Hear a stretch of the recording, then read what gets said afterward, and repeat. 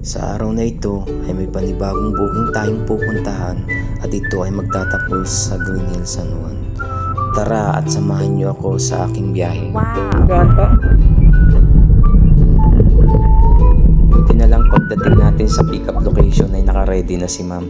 Hindi na masasayang ang ating oras sa paghihintay kasi kadalasan ng mga pasahero ay nagpapahintay or nag-book lang pero wala pa talaga sa pick-up location.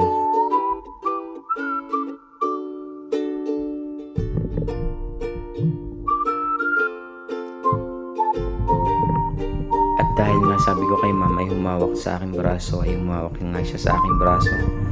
Hindi naman magsiselos ang asawa ko nito dahil hindi naman tayo gwapo.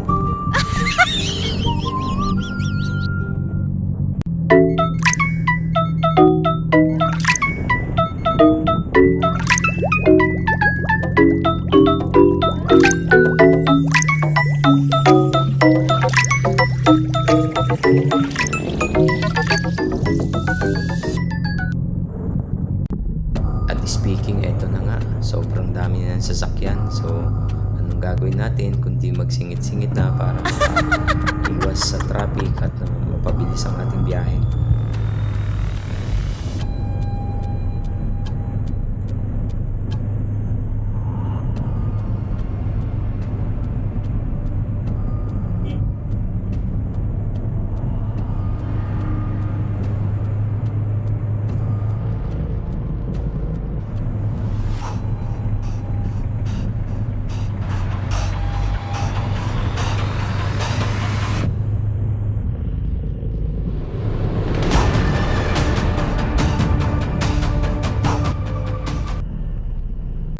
At isa nga sa mga challenge sa pagiging MC Taxi Rider ay itong pagsingit-singit natin dahil kung makasagi tayo ng mga 4 wheels ay siguradong kulang pa itong ating kikitain sa ating mga biyahe.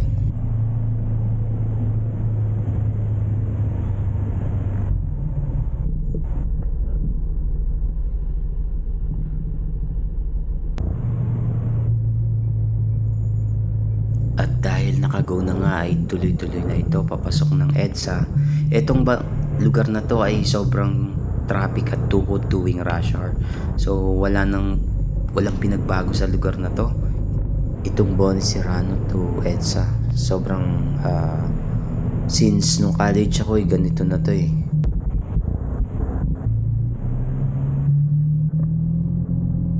At dahil malapit na tayo sa ating lilikuan ay alalay na lang tayo sa ating takbo at baka mapasobra.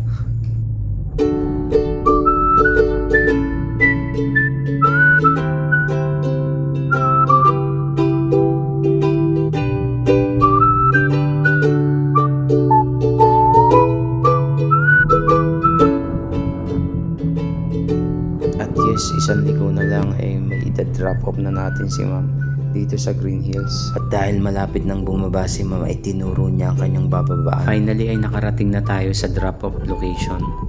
Ang fare nga pala ni ma'am ay 62 pesos at binigyan niya tayo ng 100 pesos. Tip na daw yung sukle. Thank you for watching. Bye-bye.